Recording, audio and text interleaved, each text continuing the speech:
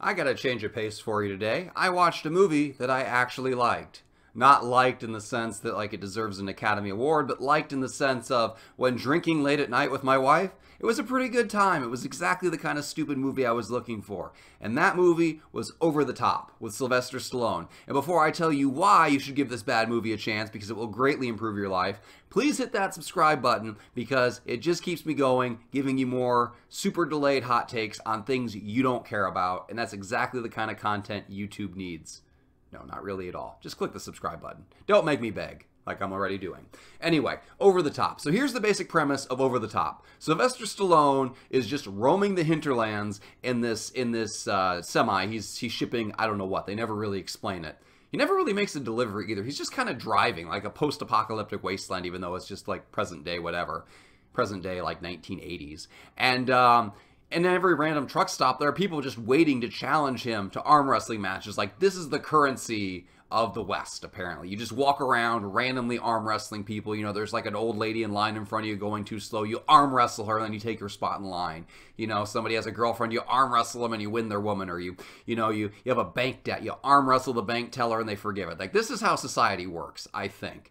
Sylvester Stallone has, and I have no idea what his character name is. He's just Sylvester Stallone. That's all you need to call him. He has a lap machine in his semi, which is my favorite part of the entire movie. Just Sylvester Stallone driving around pointlessly, doing lats like this all day. And he also has a kid who's a jerk and absolutely awful, who Sylvester Stallone abandons but then sends letters to, but the letters of course get intercepted. Kid's mom is dying of cancer, and so now all of a sudden the dad that she's been preventing this kid from seeing his whole life is like, you know what, you need a strong influence in your life, like literally strong. You need a big arm wrestle in your life. You need to reconnect with this guy.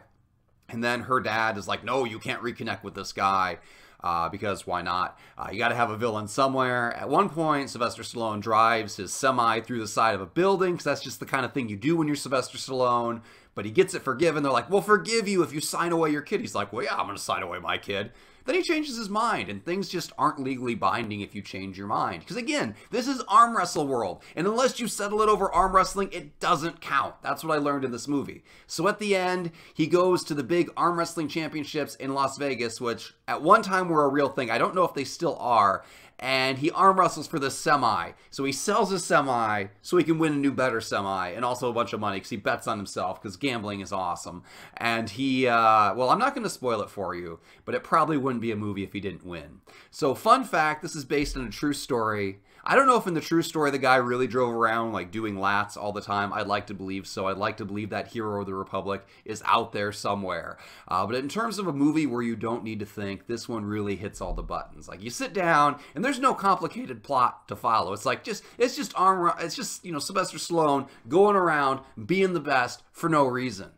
And like everybody agrees with his arm wrestle standard. It's not like he's the one weird arm wrestling weirdo in the truck stop. No. Like, everybody just agrees with the standard. Oh, it's Hawk, which is a really bad name for an arm wrestler because Hawks don't have, like, big, strong arms. They have, you know, like, brittle bone, you know, bird wings that are gonna snap. Like, even I could arm wrestle a hawk and win. They don't even have arms per se. So, like, you should really have a better name. It's like, that's like naming arm wrestler T-Rex. I mean, it's just inherently insulting. You should name your arm wrestler like Gorilla or King Kong, or I don't know. I'm out of creatures with big arms, but it should be something other than Hawk.